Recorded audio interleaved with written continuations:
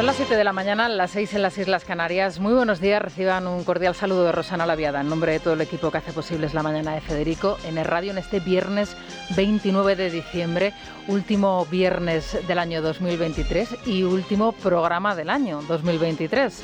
En el 24 volvemos con más fuerzas y con fuerzas renovadas. Ya saben ustedes que nos gusta dar la matraca y ahí estaremos a partir del próximo día 2 de enero para informarles, como siempre, de manera puntual. Aprovecho para comentarles que el día 1 de enero, el primer día del año, tendrán ocasión de disfrutar de un programa especial con Isabel González también y conmigo misma, bueno, pues recordando algunos de los momentos más importantes o de las entrevistas más destacadas de esta primera parte de la temporada, de este primer trimestre desde el mes de septiembre, que es para nosotros la temporada radiofónica, ¿no? De septiembre al mes de junio, bueno, pues en ese primer trimestre. Eso el día 1. El día 2 ya aquí estaremos en directo con toda la información.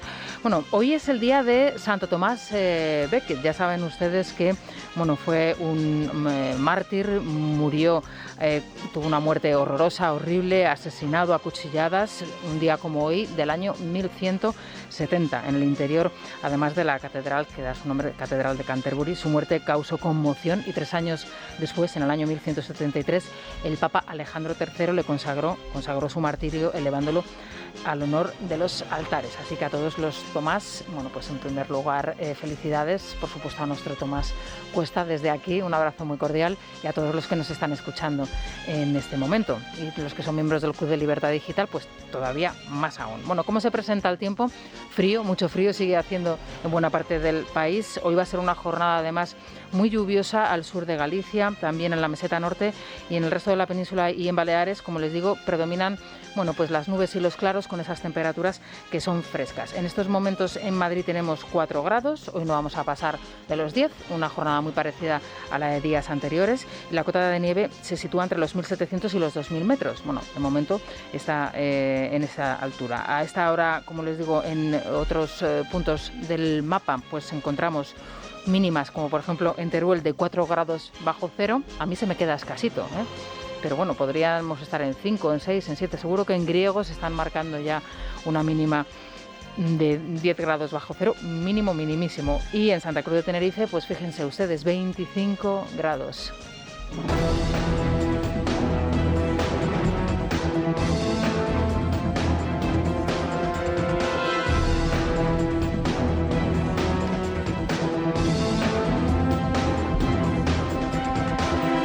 Bien, hoy la actualidad del día va a pasar por esa declaración institucional que ayer nos anunciaban a las 9 en punto de la mañana del presidente del Gobierno. El presidente del Gobierno comparece de nuevo en Moncloa y no piensen ustedes que Pedro Sánchez hace esta declaración institucional sobre los hechos acaecidos ayer en Pamplona, en Navarra. No, en principio el presidente del Gobierno nos va a comunicar quién va a ser el próximo ministro de Economía, una vez que Nadia Calviño se va al BEI. La cuestión es saber si este cambio va a provocar algún movimiento más, alguna mini crisis en el Ejecutivo. Bueno, a partir de las 9 en punto de la mañana, por supuesto, les contaremos en directo todos los detalles de esta declaración institucional de Pedro Sánchez. El bilduetarra Joseba Asirón se va a despertar hoy, si no lo ha hecho ya en los próximos minutos. Entendemos que un alcalde tiene que madrugar, ¿no?, y empezar a trabajar por los pamploneses a primerísima hora de la mañana. Así que si no lo ha hecho ya, señor alcalde, despiértese que ya va siendo hora. Bueno, pues hoy se va a despertar de nuevo como alcalde de Pamplona, y digo de nuevo porque Joseba Asirón ya lo ha sido, y en su haber cuenta con iniciativas tan absolutamente deplorables como la que ayer nos narraba Toca, el hijo de uno de los asesinados por la banda terrorista en Navarra, en Pamplona, y que consistió hace 5 años en colocar unas celdas en una de las calles principales de Pamplona, en la avenida Sarasate, para que los ciudadanos supiesen lo que es ser un etarra y estar en la cárcel. Esta es la iniciativa extraordinaria que se le ocurrió al hoy ya alcalde de nuevo de Pamplona hace 5 años. Como nos recordaba la víctima del terrorismo que entrevistábamos ayer, Alberto Toca, era su padre, nos contaba que en aquellas manifestaciones en contra de la iniciativa que había tenido el alcalde, pues estuvieron los representantes del Partido Socialista que ayer votaron a favor de que Asirón sea de nuevo alcalde de Pamplona. Fíjense ustedes lo que ha cambiado la película en 5 años.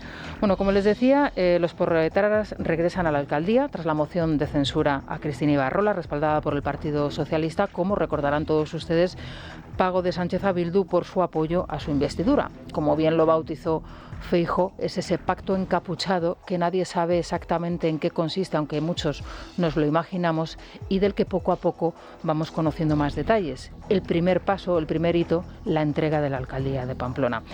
El secretario de Organización del Partido Socialista de Navarra, Ramón Azcórriz, que fue esta persona precisamente que se manifestaba hace 5 años con las víctimas del terrorismo, tras apoyar a Sirón, ayer corría para decir esto. La moción ya es pasado. Ahora toca trabajar y cumplir con los acuerdos que hemos alcanzado para sacar a Pamplona de la parálisis y el bloqueo a la que la tenía sometida Unión del Pueblo Navarro. Estamos determinados para seguir trabajando y conseguir en el año 2027 liderar el Ayuntamiento de Pamplona. Pues no vamos a darle el gusto al Zorriz. Le vamos a recordar qué es lo que han provocado con sus votos los socialistas en Navarra y en Pamplona. En total 15 votos a favor y 11 en contra. Bueno, pues una de las primeras cosas que han provocado, gracias a los votos de los socialistas, es que los vítores de los violentos y a los violentos y los gritos amenazantes, etarras, hayan vuelto a las calles de Pamplona.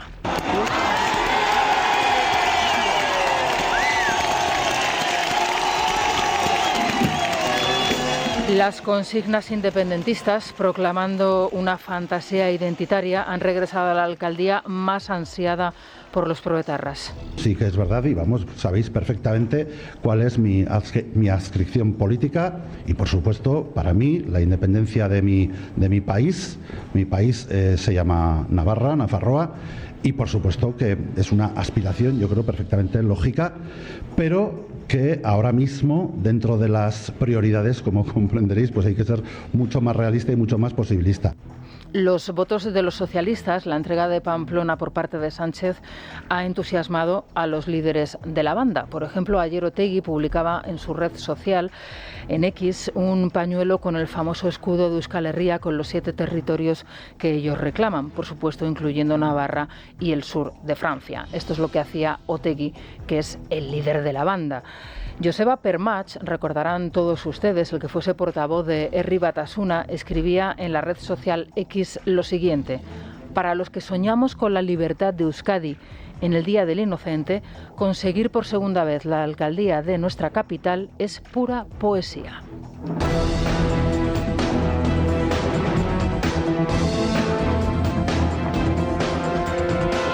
Del comentario desafortunado de la ya exalcaldesa Cristina Ibarrola, sinceramente, y me van a permitir todos ustedes, no voy a comentar absolutamente nada, no voy a contribuir a blanquear a los violentos dando alas a un comentario, como digo, desafortunado. En cualquier caso, les recuerdo a todas las ministras y a todas las políticas ofendiditas que en la corporación municipal ayer presenciaron en esa moción de censura la toma también de posesión de un edil, Xose Abaurrea, condenado por maltrato a la autoridad y maltrato a la mujer.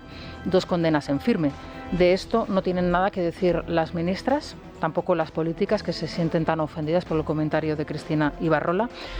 En fin, que son las 7 y 9 minutos de la mañana, las 6 y 9 minutos en las Islas Canarias. Luis Díaz, Silvia Ribeiro, buenos días. ¿Qué pasó en concreto, Silvia, en el interior del consistorio? 15 votos a favor, 11 en contra. Joseba Sirón es el nuevo alcalde de Pamplona, cargo que ya ocupó, como decías, en el pasado. Llega al Ayuntamiento de Pamplona con un mensaje claro: la independencia de Navarra y la imposición del euskera. A Sirón renunció a su turno de palabra, circunstancia que le reprochaba el portavoz de los populares, Carlos García Danero. Este dirigía buena parte de su intervención a las víctimas de la ETA. Y le ha salido, y a ustedes les ha salido gratis, porque ustedes a cambio, ¿qué han hecho? Darle la presidencia. Para él fenomenal, como persona, él va a seguir en la Moncloa, él está encantado. Él se puede dar vueltas de 12 minutos en el Falcon, feliz. Pero, ¿y cómo quedan los demás? ¿Dónde quedan todos los asesinados?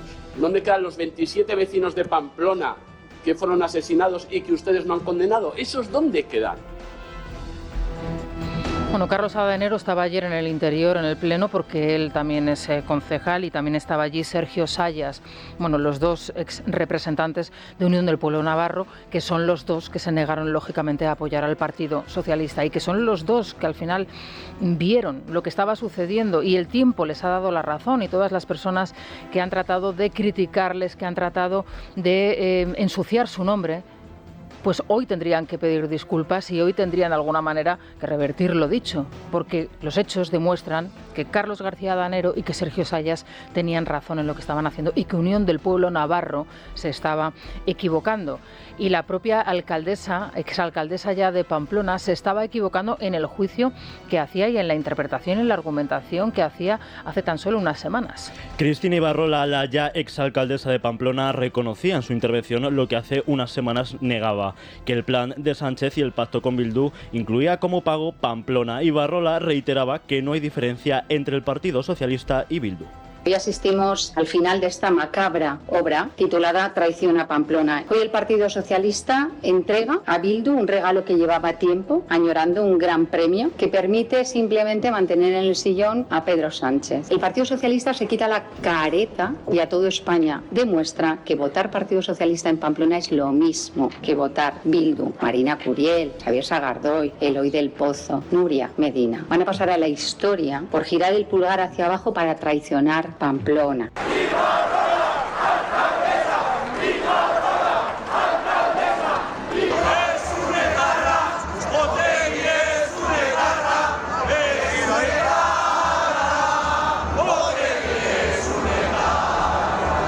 Estos gritos también se escuchaban ayer en Pamplona, en el Ayuntamiento, en la plaza del Ayuntamiento, porque Unión del Pueblo Navarro también convocaba, lógicamente, a sus bases a concentrarse en la calle. Como les digo, ayer se volvían otra vez a ver escenas que a uno le ponían, desde luego, el vello de punta, porque recordaban a tiempos pasados. UPN, las bases de UPN frente a las de Bildu, también concentrados en la misma plaza, y cuyas proclamas escuchábamos al inicio del informativo y que no vamos a volver otra vez a recordar. Entre los miembros del Gobierno, justificación por el regreso de los violentos al consistorio. En el gabinete se extiende lo que ya en sede parlamentaria, en el propio Congreso de los Diputados, escuchamos hace tan solo unos días al ministro Óscar Puente, que Bildu es un partido democrático. Y fueron muchos los miembros del Ejecutivo que ayer recurrieron a esta tesis para justificar la moción de censura. También la imposibilidad de aprobar un presupuesto por parte de Unión del Pueblo Navarro. Entre los ministros escuchamos a Yolanda Díaz, a Pilar Alegría, Ana Redondo e Isabel Rodríguez. Esta moción de censura es absolutamente democrática, por tanto, respeto absoluto. Y dos, Sumar va a estar siempre sumando a favor de los gobiernos progresistas. La moción de censura es un instrumento democrático, de ámbito local en este caso, en el caso de Pamplona. Y mire, yo lo que sí que les voy a pedir es que el señor Feijóo y especialmente UPN abandonen la política del señalamiento, del insulto y de la crispación. Pues es un acuerdo democrático, es una normalidad democrática, no podemos sorprendernos de todas las cuestiones que entran dentro de la legalidad y de la Constitución. Bildu es un partido democrático y este es un pacto democrático. Yo entiendo que para ustedes este sea el temazo de la mañana, pero yo creo que para el conjunto de los españoles, su gobierno, el gobierno de España, por el que yo estoy respondiendo aquí, tiene tareas muy importantes, tiene tareas muy urgentes. Bueno, pues si no es urgente que Bildu haya regresado a las instituciones y denunciarlo, nos va a decir la ministra Isabel Rodríguez que es entonces urgente. Que los violentos, los que no condenan la violencia, vuelvan de nuevo a las instituciones. Si esto no es urgente, que nos diga Isabel Rodríguez que es para ella urgente. Y la sentencia de que Bildu es un partido democrático porque está en las instituciones democráticas, esto no se lo traga ni el que lo está diciendo. Bildu es un partido que en su interior guarda y acoge a Sortu, que es el brazo político de la ETA, que sigue sin condenar los atentados terroristas de la banda terrorista ETA, 27 de ellos en Pamplona, 42 en Navarra. De todos ellos, 8 aún por resolver.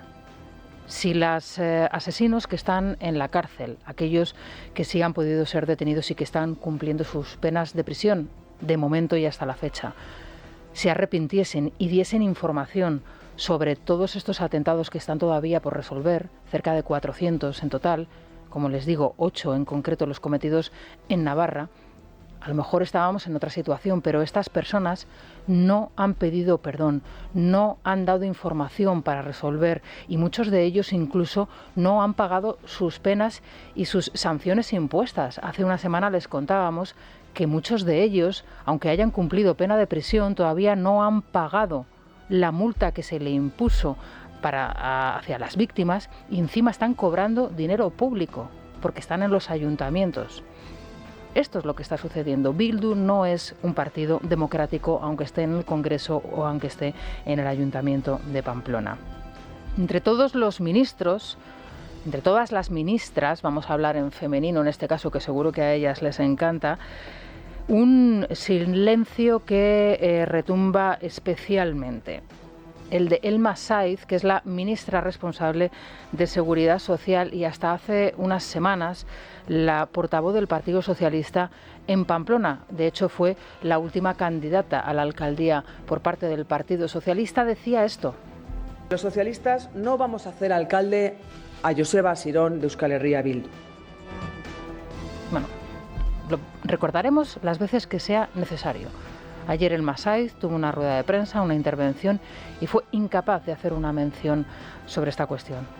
Cuando hace unos días, hace unas semanas, vamos a volver a recordarlo, decía esto.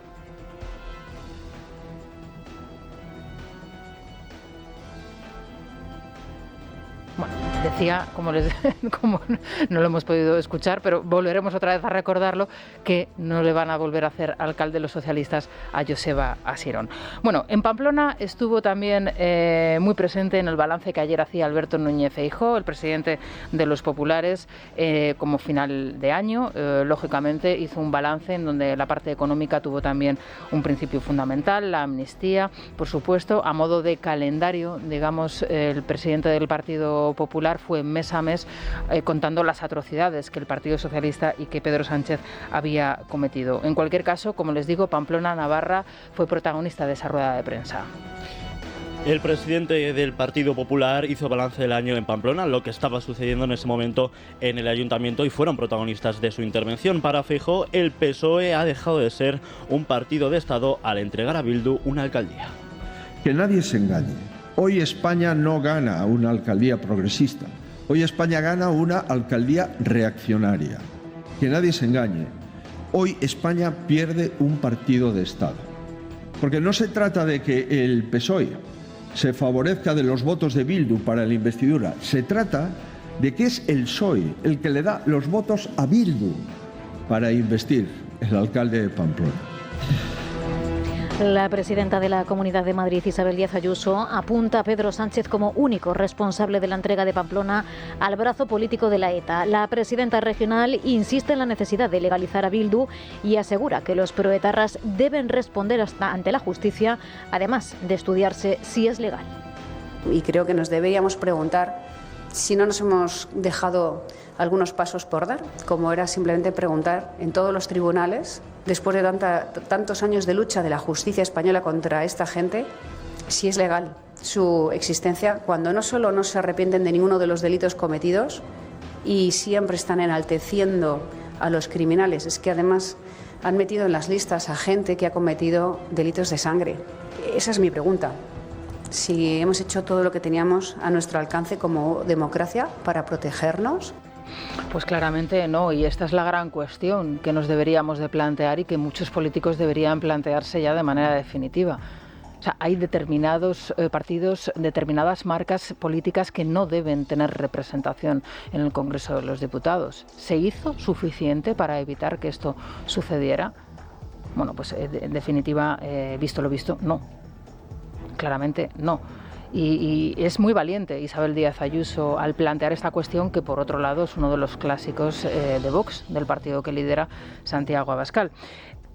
Otro dato, y este es interesante y está muy relacionado con lo que acabamos de escuchar por parte de la presidenta regional y también, por cierto, con Vox, es la información que hoy publica nuestro compañero Miguel Ángel Pérez en libertadigital.com y que tiene que ver precisamente con la sala del Tribunal Supremo que estudiaría una eventual ilegalización de un partido político político en el caso de que se llegase a ese extremo. Según nos cuenta Miguel Ángel, al controlar el Consejo General del Poder Judicial, el Gobierno, el partido en el Gobierno, es decir, el Partido Socialista, pues el control de esa sala pasaría a pasar al propio Gobierno. Las fuentes consultadas por Libertad Digital, por Miguel Ángel, afirman que al cambiar los integrantes de la Sala 61 y modificando esa ley de partidos, como han hecho ya con otras leyes, no se podría descartar absolutamente nada. Nos lo cuenta Miguel Ángel Pérez. Buenos días.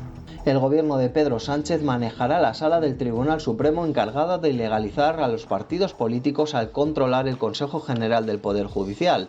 La denominada Sala 61 recibe este nombre al estar regulada por el artículo 61 de la Ley Orgánica del Poder Judicial y está formada por un total de 16 magistrados. Fuentes jurídicas consultadas por Libertad Digital afirman que el gobierno podrá manejar la sala si logra controlar el CGPJ y colocar a nuevos jueces izquierdistas afines en el Supremo. Las mismas fuentes consultadas apuntan que con la composición actual de la Sala 61 sería imposible que un proceso para ilegalizar a partidos políticos que están en el foco de los socialistas y de sus socios de gobierno como Vox pudiera prosperar. Sin embargo, si el Ejecutivo logra cambiar a los integrantes de la sala y modifica a su vez la ley de partidos, como ha hecho ya con tantas otras leyes, no se podría descartar nada. Es la mañana de Federico. Todo lo bueno se acaba y la cesta de Libertad Digital del Club de Libertad Digital también. Hoy es el último día para adquirir las cestas porque quedan muy pocas. Así que por favor, si están interesados, llamen ya al 984 1028 para que no se queden sin la cesta. 984 1028. Hoy último día para llevarse ese jamón ibérico de Guijuelo de 7,5 kilos que está extraordinario, de tu jamón directo, la botella de vino tinto Aljibes, la botella de cava riojano para brindar por el año nuevo. También esa botella de vermú garnacha que se ha puesto muy de moda últimamente, de Bodegas Escudero, ese queso de oveja reserva 12 con trufa y miel para untar, el de García Vaquero, el aceite molino de zafra para la tosta mañanera y luego esa tableta de turrón que no puede faltar en ninguna mesa navideña, el de Gijón, el de toda la vida, la torta imperial de Alicante de Primitivo Rovira e Hijos y los surtidos de bombones Lobetani, que si tienen suerte pues a lo mejor todavía les llega, lo digo porque claro que les va a llegar, si cogen la cesta y la compran les va a llegar, pero es que esto es lo primero que vuela.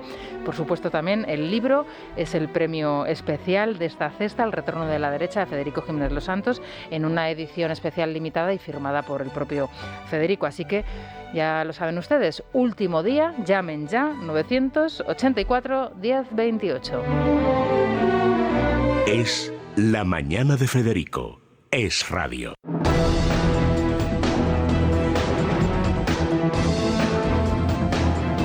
Por supuesto, a disfrutarla, vamos, en familia, en solitario, como ustedes deseen. Bueno, hoy vamos a contarles más noticias con la ayuda de Sara Becerro y con Luis Díaz, comenzando por esa declaración institucional que va a hacer el presidente del Gobierno a partir de las 9 en punto de la mañana, en principio, para anunciarnos el nombre del próximo ministro de Economía. Lo que está por determinar, porque él habló en plural el otro día cuando se le hizo esta pregunta en el balance del año, habló de los cambios y de los protagonistas que se iban a ver afectados, que los conoceríamos hoy, es si este nuevo nombramiento va a provocar una mini crisis de gobierno. Luis. Pedro Sánchez va a hacer una declaración institucional desde la Moncloa. Se da por hecho que anunciará cambios en el Ejecutivo tras la salida de Nadia Calviño hacia el Banco Europeo de Inversiones. En las últimas horas se viene especulando con la posibilidad de que Escrivá asuma las competencias de Economía y Sánchez entregue la cartera de Digitalización a Juan Manuel Serrano, relevado de Correos hace tan solo 2 días. Precisamente los empleados de Correos en Madrid cumplen hoy el segundo y último día de huelga en protesta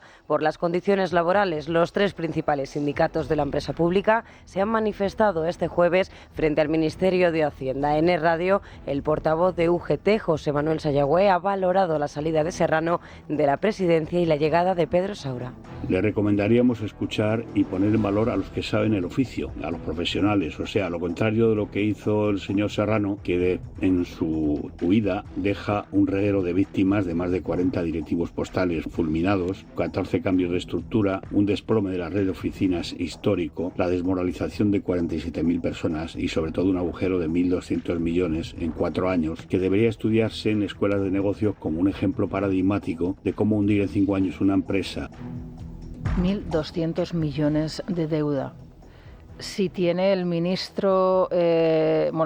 presidente del gobierno, la poca decencia de nombrar a su queridísimo amigo próximo responsable, aunque sea una dirección general, una secretaría de Estado, un ministerio, lo que sea, de digitalización, aunque sea una María, como lo solemos denominar, da igual, es que es una vergüenza. 1.200 millones de deuda acumulada en 5 años, una gestión absolutamente nefasta. Lo acaban de escuchar ustedes de los sindicatos de izquierdas, que precisamente no son en este caso sospechosos de querer hacer una campaña en contra del propio Partido Socialista. En fin, bueno, ayer ese silencio clamoroso, vergonzante de Elma Saiz, la ministra de Seguridad Social. Ya saben ustedes que fue la última candidata del Partido Socialista al Ayuntamiento de Pamplona. Ella dijo, y lo hemos recordado, que nunca daría los votos del Partido Socialista para que fuese el señor Asirón nuevo alcalde de Pamplona. Dicho y hecho, regreso a Madrid, desapareces del mapa y así no pasa absolutamente nada. Joseba Asirón,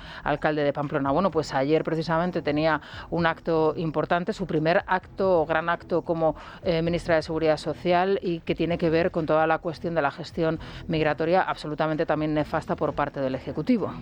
El Gobierno ha propuesto una reforma legal ante el clamor de las comunidades autónomas por el reparto de menores migrantes. En la Conferencia Sectorial de Inmigración, la ministra Elma Saiz ha asegurado que el objetivo es conseguir un reparto más equitativo, ya que actualmente hay alrededor de 4.300 menores tutelados en Canarias, más del doble de los que había antes del verano por la llegada constante de cayucos entre julio y octubre. Nuestro objetivo es culminarla, esta modificación del reglamento, antes del primer semestre de este próximo año 2024, que está a punto de comenzar. Esta reforma tiene como objetivo la transposición de las directivas que les he mencionado antes, así como reducir las múltiples figuras de permisos que ahora están vigentes, y también el objetivo de simplificar la documentación y los trámites y reforzar la protección de las personas migrantes contra la explotación. Este es el acuerdo firmado entre el Partido Socialista y Coalición Canaria para que Coalición Canaria diese el apoyo a la investidura a Pedro Sánchez. Y este es el gran problema: 4.300 menores que no salen de las islas, especialmente la isla del Hierro y la isla de Lanzarote, y aquellos que conozcan el archipiélago sabrán que son islas muy pequeñas. 4.300 menores no acompañados. Claro, la gran cuestión es ¿y por qué a estos menores no se les puede devolver a sus países de origen? ¿Por qué no se firma acuerdos? ¿Por qué no trabaja la diplomacia española para llegar a acuerdos con esos países de origen para devolver a estos niños a sus casas, a sus padres?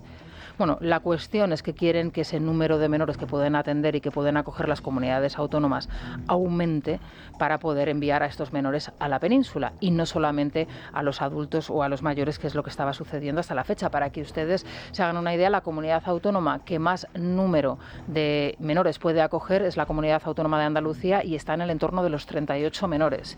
Así Madrid, por ejemplo, con 35, 33, 34, así es más o menos son las cifras que se manejan. Lógicamente esto tiene que pasar por el Congreso de los Diputados y es lo que se va a debatir, y como les digo, es el acuerdo firmado con Coalición Canaria y que está siendo verdaderamente un quebradero de cabeza para las autoridades canarias y para los servicios sociales de Canarias. Ojo a lo que reclamó ayer la consejera de Educación catalana, y esto es un punto muy, pero que muy importante y muy grave, porque ayer se reunió con la ministra de Educación, Pilar Alegría. Sí, Pilar Alegría es la ministra de Educación de España, por si alguno todavía no se había enterado. Bueno, pues atención, porque reclaman determinadas competencias sobre los docentes y sobre la inspección educativa, que puede ser desde luego determinante para afianzar la inmersión aún más si cabe. Sí, a la espera de conocer el informe de la misión europea que visitó Cataluña para conocer el sistema de inmersión lingüística, la Generalidad exige ahora a Sánchez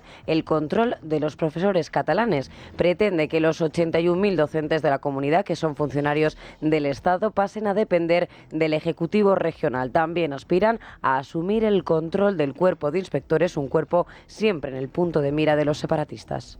Ojo a esta noticia, vamos a seguirla, de hecho queremos abordarla a partir de las 8 en punto de la mañana. Vamos a hablar con Ramón Viciana, él es el consejero de Educación de la Comunidad de Madrid. Le vamos a preguntar, por supuesto, sobre esta cuestión y sobre otros temas, pero este es un tema, desde luego, fundamental. Recordarán ustedes que el otro día, en charla con los padres de los niños acosados por el independentismo en Cataluña, estos niños que a pesar de las sentencias judiciales no pueden estudiar en español un porcentaje del programa educativo, que es lo que reclaman sus padres, nos comentaban cómo alguno de ellos, hablábamos con Jordi, con su padre, que tenía además otro tipo de problemas, era un niño con un síndrome de Asperger, los propios profesores, los propios neurólogos, educadores y especialistas se negaban a firmar en un papel lo que les decían de viva voz, es decir, lo que les decían de palabra. Su hijo mejoraría muchísimo su rendimiento si estudiase en su lengua materna, es decir, en castellano, en español. Eso que les decían en las consultas y que les dicen en las consultas no lo quieren plasmar en un papel con un nombre y con un sello por miedo a lo que pueda hacer la Generalidad con ellos. ¿Se imaginan ustedes que esos 31.000 docentes pasan a formar parte y pasan a depender de la Generalitat de Cataluña y no del Ministerio de Educación? ¿Qué es lo que pasaría? De la inspección ya no les digo nada, porque hemos visto entrevistas en los periódicos con inspectores de educación a los cuales les ha tenido que tapar el rostro. Esto lo hemos visto en España y en varios periódicos durante el año 17-18, lo recordarán todos ustedes. Bueno, y ojo con Galicia, porque, atención, parecía que ese acuerdo se iba a fraguar sin ningún tipo de problema. Me refiero al acuerdo entre Sumar y Podemos para la presentación de esa candidatura conjunta para las elecciones gallegas del próximo día 18 de febrero. Pues atención, que aparece Pablo Iglesias y dice que de acuerdo nada. Pablo Iglesias, el líder de Podemos en la sombra, torpedea el acuerdo alcanzado en Galicia entre su propio partido y Sumar para ir en coalición a las elecciones de febrero y pide a sus militantes que apoyen a la candidata del bloque nacionalista, Ana Pontón. En el balance del año, la portavoz de la formación morada, Isa Serra, evitaba también mostrar su respaldo a un acuerdo que además incumple el requisito exigido por Podemos de celebrar primarias abiertas, imponiendo como candidata a Marta Lois. La consulta obviamente no son primarias abiertas, otra cosa es que existan primarias o no, pero la cuestión es que, como saben, son los inscritos y las inscritas los que tienen que decidir si ese acuerdo es positivo o no, y así lo harán. José Luis Martínez Almeida ha hecho balance del año, asegurando que Madrid está en el mejor momento de su historia, mostrándose como una clara alternativa a las políticas del sanchismo. Por otro lado, el regidor madrileño ha convocado ya ese pleno extraordinario el próximo 4 de enero para reprobar a Ortega Smith tras el incidente con el concejal de Más Madrid, eso sí, de manera parcial, ya que desde la izquierda exigen al portavoz de Vox que, además de dejar su acta como concejal, también debe abandonar su cargo como diputado nacional. Nosotros la reprobación la hemos hecho desde el primer momento, porque nosotros ya durante el pleno esa conducta inaceptable, yo ya tomé la palabra, reprobé a Javier Ortega Smith y al mismo tiempo también pedí que entregara el acta de concejal del Ayuntamiento de Madrid. Dicho lo cual, habrá que estudiar si también el Ayuntamiento de Madrid puede solicitarle que deje el acta como diputado, o dado que han presentado, creo, si no me equivoco, también una proposición en el Congreso de los Diputados, ese debe ser el lugar, dado que es diputado, donde se tenga que debatir una cuestión de estas características. Continúan las manifestaciones de los sindicatos argentinos contra las reformas impulsadas por Javier Milei. Este jueves la Confederación General de Trabajo ha convocado una huelga general para el próximo 24 de enero. Mientras, el expresidente Alberto Fernández ha sido visto en una sucursal bancaria de un exclusivo barrio de Madrid, abriéndose una cuenta corriente horas antes de firmar un decreto que establece que el Estado argentino asumirá los costes de seguridad global de Fernández y su familia en cualquier parte del mundo y de por vida. Es la mañana de Federico. ¿Qué tal, Beatriz? Buenos días. Buenos días, Rosana. Bueno, cuéntanos, ¿cómo viene hoy la prensa económica? Empezamos, como siempre, por Libre Mercado. Sí, tenemos varios temas interesantes hoy de Carlos Cuesta. Uno es el enésimo bulo de Sánchez y Yolanda Díaz. Las grandes empresas españolas aportan casi la mitad de toda la recaudación en sociedades. Cuando la izquierda, pues asegura que el problema de los salarios bajos, de la pobreza en España, es que las grandes empresas, pues son malísimas y ganan mucho dinero, no pueden equivocarse más. El problema es todo lo contrario, es que hay muchas empresas pequeñas y muy pocas grandes. Es precisamente, nos faltan empresas grandes. Y fíjate que, a pesar de que son pocas, son el 0,14% del tejido empresarial español, en concreto solo las empresas grandes, pues estas pagan más de un 40% de lo recaudado en el impuesto de sociedades, y todo eso a pesar de que el gobierno las persigue, las maltrata. Ahora quieren cobrarle un 15%, un mínimo del 15% de sociedades con la parte contable, impuestos temporales, etc., etc. Pues aportan bastante. Bueno, y Sánchez cierra el año con una brecha de la riqueza que nos sitúa en el año 1975, con el mismo poder adquisitivo del año 1975. Sí, desde el 75 hace no casi estábamos 50 años. Más alejados de Europa como estamos ahora. Es otro hito del gobierno. Bueno, pues la pérdida de poder adquisitivo en España está siendo histórica. El informe de Free Market, que es en el que se apoya Carlos Cuesta, llega a la conclusión de otras muchas cosas. Por ejemplo, alerta que la economía nacional se adentrará en una fase de bajo crecimiento por un tiempo imprevisible y con una alta vulnerabilidad. Una de las alarmas, una de los puntos calientes es nuestro nivel de deuda. Bueno, pues ahí estamos en esa situación en el año 1975. Sí. Esto es maravilloso. Cuéntame. Sí, cuéntame. Claro, ahora lo entiendo, Bea. Claro, sí. Por eso recibió el otro día a los protagonistas de la serie Cuéntame. Claro, porque volvemos se otra vez. Identificado claro, volvemos otra vez a 1975, sí. Efectivamente. Bueno, vamos con más titulares. Hoy en Expansión, ¿qué nos cuentan? Sí, pues otra sorpresa. En el decretazo de medidas anticrisis del gobierno tenemos de todo. Y bueno, Sánchez no lo contó, lo cuenta hoy Expansión y nos dice: el gobierno actualiza el coeficiente de la plusvalía municipal. Con actualizar podemos decir subir. Sí que es verdad que baja en esta actualización en algunos años, pero sube sobre todo en las viviendas adquiridas entre 2013 y 2017. Si tú compraste una vivienda entre 2013 y 2017 y la vendes en la actualidad, con el cambio del gobierno, pues vas a pagar más impuestos. Si la compraste en 2016 ya es el golpe final, la estocada total, porque es que se encarece el impuesto de la plusvalía municipal más de un 26% si esa persona vende la casa. Esta es una fórmula que se inventó María Jesús Montero, Hacienda, cuando el Constitucional tumbó la plusvalía municipal, un impuesto completamente aberrante que ha generado un auténtico quebradero de cabeza en los juzgados, porque bueno, es que se cobraba hasta cuando perdías dinero. Tú vendías una casa por un valor inferior al que la compraste en su momento y Hacienda te decía que tenías que pagar el impuesto. No te tenía en cuenta la inflación, no te tenía en cuenta si habías hecho obras en tu casa. Era un auténtico despropósito. Bueno, pues Hacienda no tardó nada. ¿Te acuerdas que dijo, no, esto de la plusvalía municipal lo arreglo en un momentito? Pues lo arreglo en un momentito y estamos viendo hoy las consecuencias. Bueno, y siguiendo con la vivienda, bueno, pues el precio al final en el global del año encarece, ¿no? Aunque en los últimos meses, lógicamente, los contratos de compraventa de vivienda se han reducido bastante. Lo cuenta 5 días hoy, es el mayor aumento en 6 años del precio de la vivienda, una consecuencia que está relacionada con las políticas intervencionistas de vivienda del gobierno. El metro cuadrado se ha incrementado hasta los 1.548 euros de media. O sea, por ejemplo, una casa de 135.000 euros, pues ahora vale 139.000. Dice 5 días que los precios de la vivienda se van a moderar en 2024. Veremos si se moderan. Eso ya va a depender del gobierno, de cómo trate, por ejemplo, al inversor inmobiliario al que no le tiene ningún cariño y que actualmente pues está espantando. Bueno, luego a partir de las 9 te vamos a pedir ayuda porque vamos a conocer el nombre del nuevo ministro de Economía. Yo no sé si tú tienes ya alguna no me fuente, quiere, alguna como información. Queda tan poco, no me quiero arriesgar. No te quieres columpiar, ¿no? No. Vale, no te vas a arriesgar. Vale, de acuerdo. Pero bueno, ¿apuestas por un hombre o por una mujer?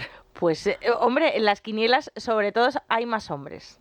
Eso sí, nos pueden dar la sorpresa, pero hay más hombres. ¿Nos pueden dar la sorpresa o el sorpresón? Sí. Porque en las quinielas hay algún nombre que puede ser el sorpresón. Sí, o que alguna que conocemos y que ya tome más poder, por ejemplo. Pues como a las 9 vamos a escuchar a Sánchez, si te parece, pues nos vemos a esa hora también y nos cuentas la apertura de la bolsa, pero aparte nos cuentas también y nos comentas novedades sobre el nuevo ministro de Economía.